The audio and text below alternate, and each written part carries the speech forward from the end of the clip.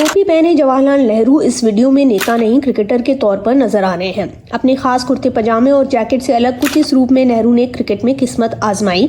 ये बात है 1953 की, जब आजाद भारत के पहले प्रधानमंत्री के रूप में नेहरू कई चुनौतियों से निपट रहे थे, लेकिन इसी बीच एक अलग तरह की चुनौती का सामना उन्हें करना पड़ा जब एक चैरिटी मैच दिल्ली के नेशनल स्टेडियम में आयोजित हुआ और ये मैच लोकसभा और राज्यसभा सदस्यों के बीच हुआ।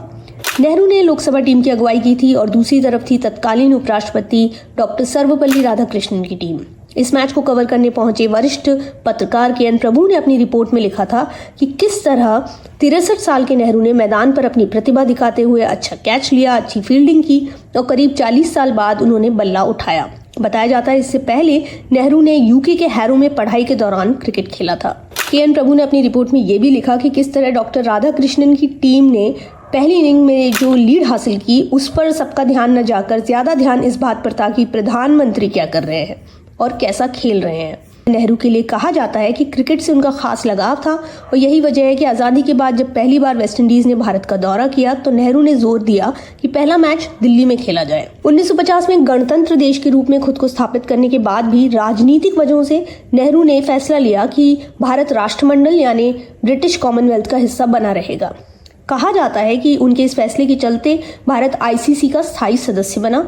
वैसे राष्ट्रमंडल उन देशों का समूह है जो किसी न किसी तरह से ब्रिटेन से जुड़े हैं। इन देशों पर ब्रिटेन ने कभी शासन किया था जो कि बाद में स्वतंत्र हो गए। मिहिर बोस की किताब द 9 वेव्स कहती है कि आईसीसी का नियम उस वक्त साफ तौर पर कहता था कि किसी भी देश की सदस्यता आईसीसी से खत्म हो जाएगी जैसे ही वो देश खुद को कॉमनवेल्थ से अलग करेगा। ऐसा कहा जाता है कि नेहरू अगर कॉमनवेल्थ में बने रहने का फैसला नहीं लेते तो भारत आईसीसी का सदस्य बन ही नहीं पाता। जहां तक 1953 के चैरिटी मैच का सवाल है तो ये मैच ड्रॉ हो गया था। बीबीसी की कमेंट्री कहती है कि नेहरू के बल्लेबाजी में पार्टनर थे लोकसभा में उनका कड़ा विरोध करने वाले गोपालन। नेहरू ने दूसरी पारी 169 पर 3 पर घोषित की। खुद को आउट बताने से पहले उन्होंने एक रन भी बनाया। अब क्योंकि ये चैरिटी मैच था तो मैच खत्म होने के बाद बैट्स की बोली लगाने का काम भी नेहरू ने किया और ऑटोग्राफ बैट उस वक्त 6000 जैसी कीमत में टहरी गढ़वाल की राजमाता जैसी शख्सियतों ने लिए।